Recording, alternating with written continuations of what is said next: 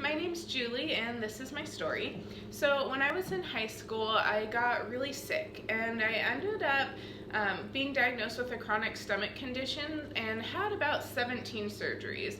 Because of this, I missed a lot of school and ended up dropping out when I turned 16.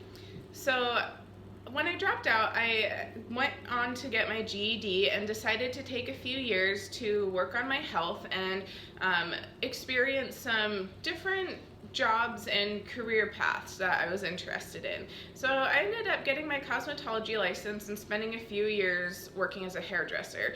From there, I took a job at a equestrian facility where I was teaching riding lessons and training horses full-time professionally.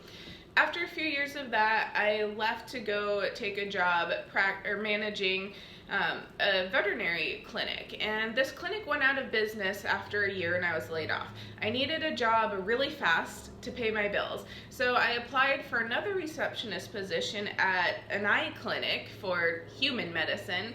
I didn't know anything about eye care, but I really needed a job. So I got an interview and I left my interview thinking this was the weirdest interview I've ever had. I don't know anything about the job. I really hope they don't call me back. So of course that was the place that called me back. They offered me a position as a technician and not a receptionist. I had no idea what a technician was or what they did. So I went into Shadow One and I ended up thinking the job was pretty interesting. So I took the position and ended up completely falling in love with eye care. It was one of the best decisions I've ever made in my life. After working for a few years in the field, I decided that I really wanted to go back to school to become a physician. This was something that was very intimidating to me because I was a high school dropout. I had no college experience.